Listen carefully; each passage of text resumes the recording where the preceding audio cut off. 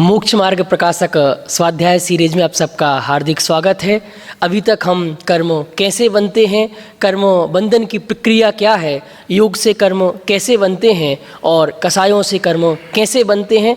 अब नया प्रश्न उपस्थित होता है कि कर्म बंधने के बाद क्या होता है उन कर्मों का। तो मैं आदरणीय भाई से जानना चाहता हूँ कि इस कर्म बंधन का अगला स्टेप क्या है, उस पर हम सबको अवगत कराएँ।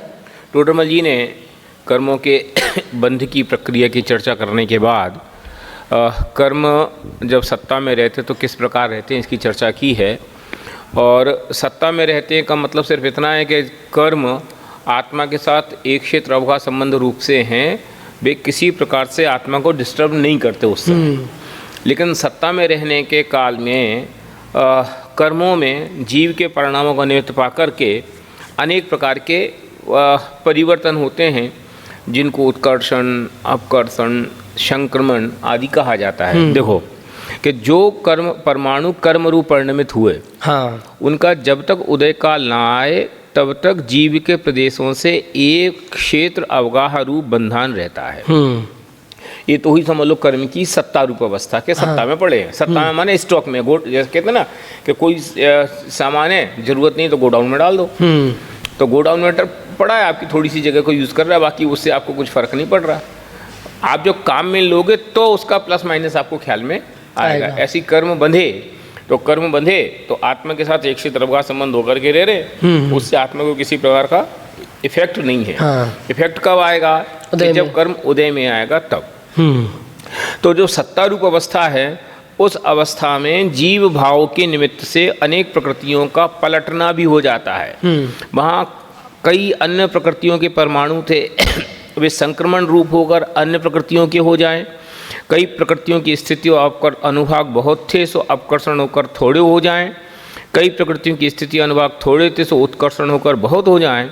इस प्रकार पूर्व में बंधे हुए परमाणुओं का भी जीव भावों का निमित्त पाकर अवस्था पलटती है, और निमित्त ना बने तो नहीं पलटे, ज्यों की त्यों रहे। तो यहाँ टोडरमल जी ने केवल सत्ता रूप कर्मों की अवस्था की बात नहीं की, सत्ता के दौरान उत्कर्षण, अपकर्षण, तो क्या है उत्कर्षण, अपकर्षण थोड़ी सरल भाषा में समझा दें आप। अगर इसको सरल भाषा में कहें तो उत्कर्षण माने बढ़ना, अपकर्षण माने घटना, और संक्रमण माने चेंज होना। जैसे हम मंदिर गए, मंदिर में माहौल था, दान का माहौल था, हमने भी अपनी राशि लिखवा दिया, तो जो भी त्याग का माहौल था, हमने भी कोई प्रतिज्ञा ले ली। तो उस प्रतिज्ञा से हमें मान लो 100 ग्राम पुण्य बंधा। अब 2 दिन बाद, 4 दिन बाद हमें लगा यार ये तो फंस गए। अरे यार, जबरदस्ती बहने बहकावे में आकर के अथवा माहौल को देख करके हम बहक गए, या ये तो मुश्किल है, ऐसा नहीं, फिर उसके रास्ते तलाश हैं। तो अब वो जो 100 ग्राम पुण्य बंधा था, वो 100 ग्राम पुण्य घट के 20 ग्राम रह गया। ये तो हुआ अपकर्षण, माने जो आपने अवस्था कर्म की बांधी थी उसमें जीव के परिणामों का निमित्त पा करके उसमें अपकर्षण हो गया। ठीक। अब कि नहीं यार, हम तो और भी ले सकते थे, हमने इतनी क्यों ली, अभी काम और करेंगे, हम इसमें इतनी चीज़ और बढ़ाते हैं। सही है, ये विचार भी तो आ सकता है। तो जो 100 ग्राम पुण्य बंधा था वो 150 ग्राम हो गया। वो स्थिति के एंगल से भी कहो, चाहे अनुभाग के एंगल से कहो, वो तो जो कर्णानुयोग की जो टर्मिनोलॉजी उसके प्रोपोर्शन में, मैं तो केवल उत्कर्षण अपकर्षण क्या है इसकी बात कर रहा हूँ। तो वो बढ़ गया। हाँ। तो इसका नाम क्या हुआ? अपकर्षण। घट स्थिति और अनुभाग का घट जाना, इसका नाम अपकर्षण, अप डाउनग्रेड हो जाना, नीचे जाना। और स्थिति और अनुभाग का बढ़ जाना, उत्कर्षण, इसका नाम है उत्कर्षण, अपग्रेडेशन, ऊपर जाना, बढ़ जाना। फिर संक्रमण, चेंज हो जाना। अरे यार ये तो फंस गए, यार ये तो मंदिर जाओ तो जबरदस्ती लोग फंसा देते हैं, ये कोई तरीका थोड़ी होता है, ऐसे तो कोई आदमी मंदिर नहीं आएगा, ये नहीं बंधे, दुनिया भर की बंधी। तो वो जो पुण्य रूप परिणाम बंधे थे वे पाप में कन्वर्ट हो गए। अच्छा, ये क्या हो गया? संक्रमण। कि पुण्य पाप में बदल गया, या पाप पुण्य में बदल गया। हमने उस समय अनुमोदना नहीं की तो हमें पाप बंधा, और बाद में हमें नहीं यार हमें तो करना चाहिए था, ये तो बदल गया, फिर पाप पुण्य में बदल जाए। तो ऐसा उत्कर्षण माने बढ़ना, अपकर्षण माने घटना, संक्रमण माने बदलना। तो टोडरमल जी ने यहाँ सत्ता के बंध की बात तो हो गई, हाँ। बंध के बाद सत्ता की बात की। सत्ता के परिप्रेक्ष्य में प्रसंग प्राप्त अत्यंत संक्षेप में उत्कर्षण, अपकर्षण और संक्रमण, इसकी बात भी की। इनका विषय का विशेष अगर किसी को समझना हो तो अन्ना जी की किताब है 10 करण। 10 करण, इसमें इसका बहुत विस्तार के साथ खुलासा आया है। स्वाध्याय प्रेमियों को जिनको कर्मों की 10 अवस्थाएं, बंध, उदय, उदीर्णा, उत्कर्षण, अपकर्षण, ये सब जानने का रस हो, उसका स्वाध्याय उन्हें करना चाहिए। तो ये तो ही कर्मों की सत्ता रूप अवस्था। फिर कर्मों की उदय रूप अवस्था। जो सत्ता में एक बात पूछनी है कि व्यक्ति ने कोई कर्म बांध लिया तो अब वो डिप्रेशन में नहीं चला जाए, कोई गलती हो गई, वो बाद में अच्छे परिणाम करके उस चीज़ को सुधार सकता है। इस पर आप थोड़ा सा। हाँ, सुधार सकता है ना, क्यों नहीं सुधार सकता भाई। जो इसी का नाम तो उत्कर्षण अपकर्षण है कि आपने कोई परिणाम किया और बाद में आपको उसके संदर्भ में जो भी प्लस माइनस हुआ आपके परिणामों में, वो आपके परिणामों के प्लस माइनस का निमित्त पा करके वो प्रकृति भी प्लस माइनस हो जाती हैं। आपके परिणामों में वो उठाव हुआ तो वहाँ भी उठाव हो जाता है, आपके परिणामों में गिराव हुआ तो यहाँ भी गिराव हो जाता है। इसलिए एक बार बंध गया तो भोगना पड़ेगा, ऐसा उल्टा नियम है बल्कि कई बार तो कि सामान्यतः तो देखने में आता है कि कर्म जिस रूप से बंधता है उस रूप से उदय में आता ही नहीं है, इनमें बहुत परिवर्तन हो जाता है। लेकिन वो परिवर्तन कब होता है, फिर किस में होता है, फिर उसकी लिमिट क्या है, फिर उसमें दुनिया भर की शर्तें क्या हैं, उसकी डिटेल तो मैं जो 10 करण नाम की किताब की चर्चा कर रहा हूँ उसमें बहुत विस्तार से और बहुत अच्छे से बताया गया है। उसका उन्हें स्वाध्याय करना चाहिए। सब जब हम पढ़ते थे तो आप पढ़ाते थे तो आपने एक बात कही थी कि जब आप कोई गलती कर रहे हैं वो इम्पोर्टेंट नहीं, गलती के बाद होने वाली आपकी जो प्रतिक्रिया है, जो आपका रिस्पॉन्स है, जो उस पर पश्चाताप वाली भावना है, वो महत्वपूर्ण काम करती है। ये बात मैं 50 बार कहता हूँ कि पहली गलती कोई भी बहुत बड़ी नहीं होती, लेकिन वो पहली गलती के बाद जो अगला स्टेप है वो ये निर्णय करता है कि पहली गलती बड़ी है कि छोटी है। उदाहरण के लिए हम रास्ते में जा रहे थे, किसी को हमने टक्कर मार दी। हाँ। टक्कर मार दी, उसको लग गई, ठीक है। अब ये टक्कर मार दी, ये बड़ी गलती हुई कि छोटी गलती हुई कि उसके बाद हम बाहर निकले, क्या है देख के नहीं चलते, ये कोई तरीका है। हमने उल्टी सीधी बातें करना शुरू की। अब क्या होगा कि 4 लोग मिलके पकड़ के तुम्हें मारेंगे। अब वो गलती बड़ी होगी। और जैसे ही निकले, और यार सॉरी यार गलती, भैया गलती हो गई, चलो चलो जल्दी उठो, मैं आपको हॉस्पिटल ले चलता हूँ, सारा खर्चे की व्यवस्था मैं करूँगा, आपकी सब व्यवस्था मैं करूँगा, यार माफ़ कर दो एक। अब क्या हो गया, अब वो गलती छोटी होगी। मैंने वो पर्टिकुलर आपने पहली गलती जो की, उस गलती के बाद आपका रिएक्शन क्या आया। अब विद्यालय में भी देखो, कोई विद्यार्थी ने उदाहरण के लिए प्रवचन में नहीं आया, हाँ, ठीक है, एक गलती है। अब वो गलती बड़ी है कि छोटी है? कि आपने उसको बुलाया, क्यों भैया प्रवचन में क्यों नहीं आए थे? कोई हमें ड्यूटी है क्या, हमें छुट्टी मिली थी, नहीं आना था, आपको पूछने का क्या अधिकार है, आपको नहीं पता क्या? अब क्या हो गया कि अब वो गलती बड़ी हो गई। हाँ। और क्यों भैया क्यों नहीं आए थे प्रवचन में? भाई जब गलती हो गई, नींद लग गई थी, मैं उठ ही नहीं पाया, आगे से मैं ध्यान रखूँगा। अब क्या हुआ? कोई बात नहीं, वो गलती छोटी हो गई।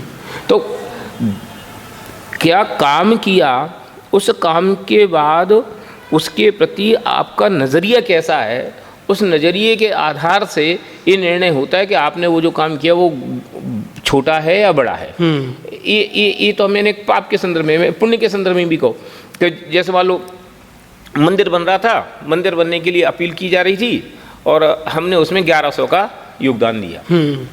फिर बाद में हमें लगा यार हमें शक्ति तो विशेष थी, हमने क्यों किया, लोग हमें पूछे ना पूछे उससे क्या फ़र्क पड़ता है, लेकिन हमें आगे बढ़ के करना चाहिए, तो हमने 11,000 कर दिए। और वही कि नहीं क्या बात ही, जबरदस्ती ईंट पत्थर में पैसा लगा रहे हैं, इससे क्या फ़ायदा है, कोई लेना देना नहीं है, हमें तो इसमें ये भी नहीं देना है, कह दी तो कोई बात नहीं, लेकिन आएंगे तो मैं तो मना कर दूंगा, ये करूँ। अब क्या हुआ, वही पाप में कन्वर्ट हो जाएंगे, बदल गई ना। तो आपने क्या गलती की, उस गलती के बाद आपका विचार क्या है, ये कर्मों के बंधन के संदर्भ में भी है कि आपका परिणाम और फिर उस परिणाम के बाद उसकी निरंतरता। ये इसी का नाम तो अभिप्राय की भूल है। मिथ्यात्व किसका नाम है कि परद्रव्य के प्रति एकत्व मत कर्तव्य भोक्तत्व का नाम मिथ्यात्व है। और वो मिथ्यात्व हो तो वही एक्शन आपके लिए ज़्यादा प्रभाव देता है और मिथ्या तो ना हो तो वही एक्शन आपके लिए कम प्रभाव देता है।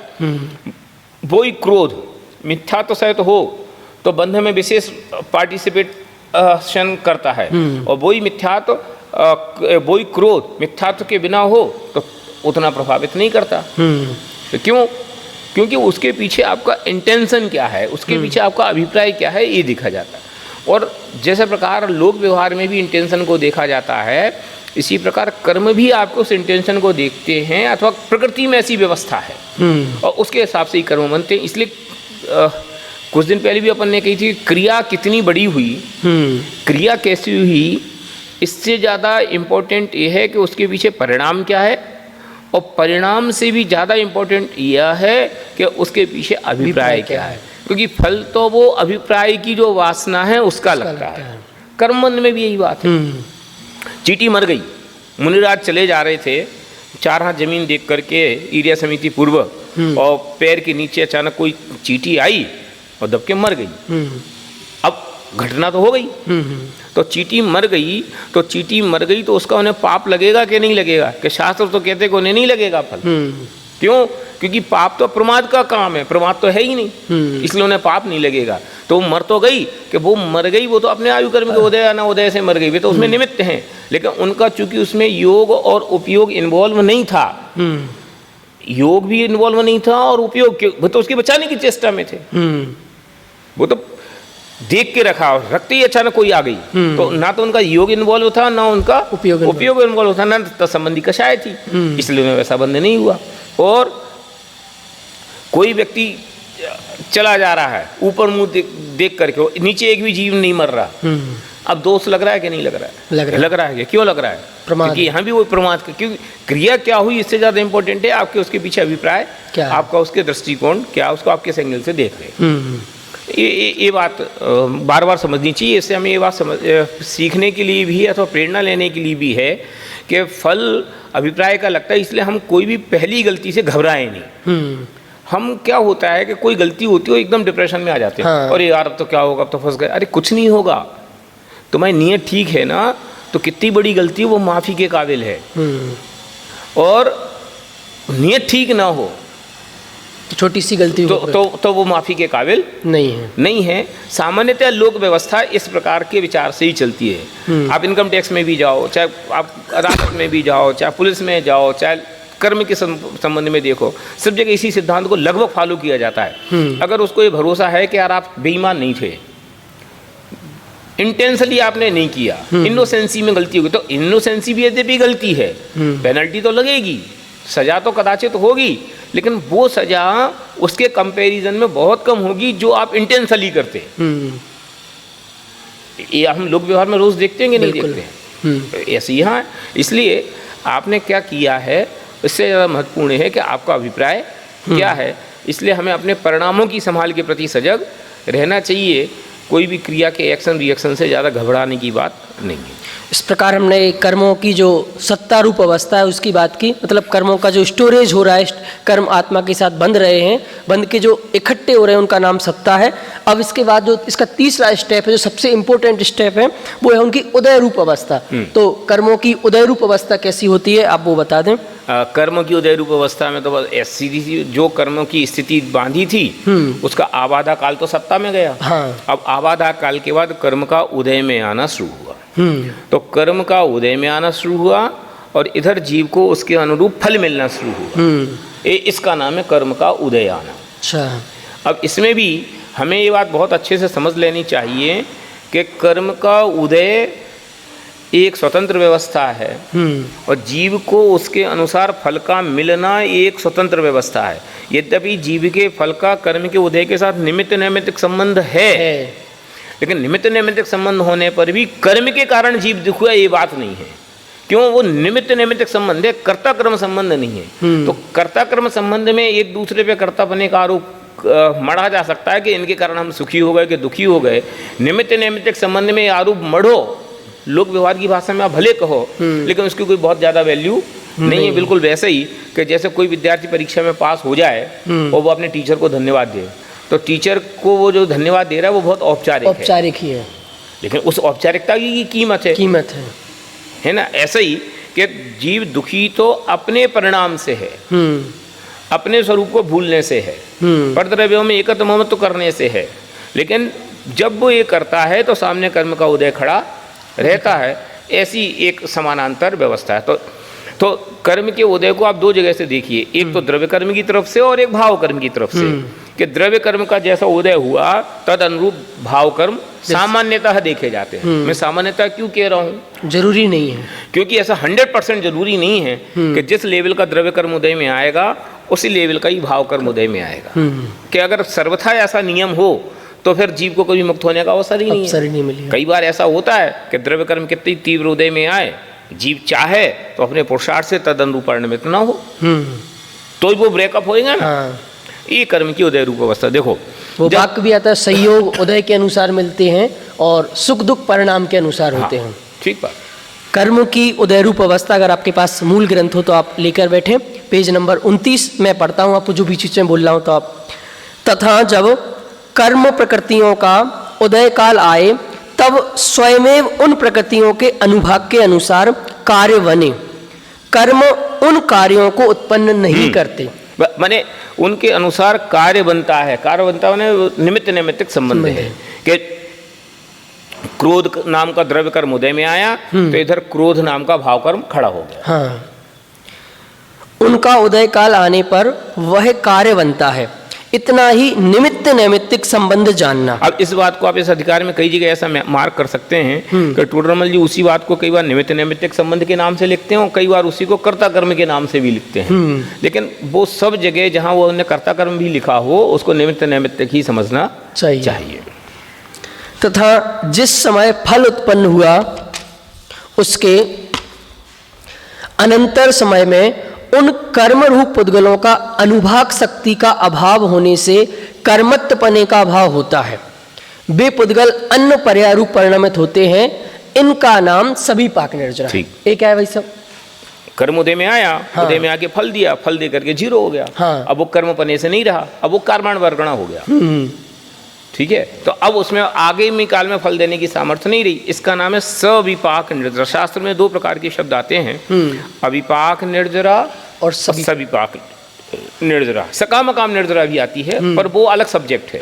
अभी अपन अविपाक और सविपाक निर्जरा की बात करें तो सविपाक निर्जरा, विपाक माने फल देने का समय, पकना। ठीक है, और स माने सहित कि जो कर्म की प्रकृति अपने विपाक के साथ आए, माने जो समय उसको उदय में आना था उसी समय वह उदय में आई और वो उदय में आकर के उसने फल दिया और खिर गई। इसका नाम वो सविपाक निर्जरा। विपाक के साथ कर्म उदय में आकर के अकर्म रूप हो गया। निर्जरा हो गई माने क्या हो गया? कर्म अकर्म रूप से हो गया। वो कर्म का स्टॉक खत्म हो गया, नए कर्म का स्टॉक आ गया, वो अलग बात। लेकिन उस कर्म का तो स्टॉक खत्म हो गया ना, इसका नाम निर्जरा। और अविपाक निर्जरा, अ माने नहीं, ये बिफोर, और विपाक माने उदय। कि कर्म को उदय में तो अभी नहीं आना था लेकिन किसी न किसी कारण विशेष से, अब वो तप भी हो सकता है, कुछ भी हो सकता है, उसके कारण से जो कर्म का समय नहीं था उसके पहले ही वो कर्म उदय में आकर के खिल गया। समझ लो कोई कर्म हमने बांधा जिसको कल उदय में आना था, उसकी डेट तो वही थी, वो कल उदय में आके फल देगा, लेकिन आज कोई ऐसी परिस्थिति बनी कि वो आधी काम हो गया। इसका नाम है अविपाक निर्जरा। माने बिफोर समय पे, माने समय के पहले ही कर्म उदय में आ गया और उदय में आकर के फल दे करके खिर गया। इसका नाम है अविपाक निर्जरा। मोक्ष मार्ग में दूसरे प्रकार की निर्जरा काम की है, अविपाक निर्जरा, कि जो तप बल से खिराई कि कर्मों की स्थिति तो बहुत बनी थी लेकिन तप आदि के कारण से कर्मों की स्थितियों को कम करके उनको पहले ही उदय में ला करके खिरा दिया गया। और फिर जब वे उदय में आई तो उस समय क्या हुआ कि उस समय जीव जागृत था, तो जीव के परिणाम ऐसे बने, अथवा जीव का पुरुषार्थ ऐसा था कि कर्म उदय में तो आया लेकिन विशेष जीव के परिणामों को प्रभावित करने में असरदार नहीं रहा। तो वो आगामी काल से भी कर्म रूप परिणमित होने के लिए काम नहीं हो, क्योंकि भाव कर्म अगले द्रव्य कर्म के लिए कारण है।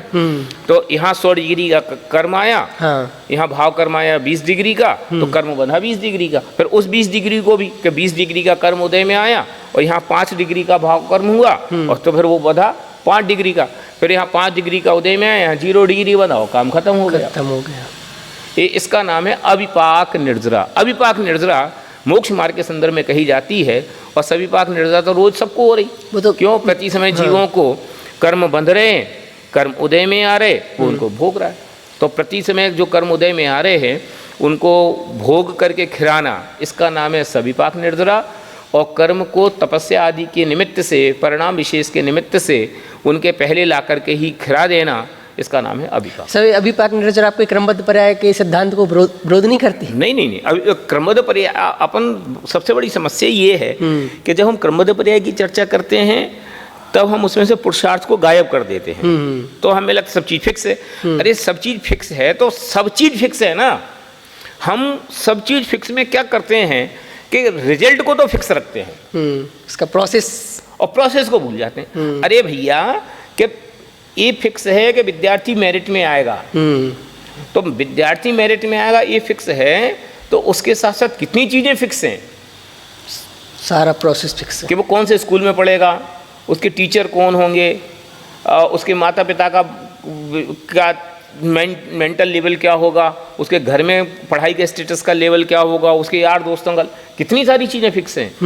माने वो जिन चीज़ों को वो सफलता के लिए श्रेय देता है ना, वे सब चीज़ें फिक्स हैं कि नहीं है। अगर ये बदल जाए तो नहीं हो पाए, तो नहीं होगा, है ना। इसलिए अकेला रिजल्ट फिक्स नहीं है। मैं लक्ष्मण के उदाहरण के संदर्भ में हजारों बार इस बात को भूल चुका हूँ कि लक्ष्मण ने रावण को मारा, ये फिक्स, हाँ, ये तो क्रमबद्ध पर्याय है।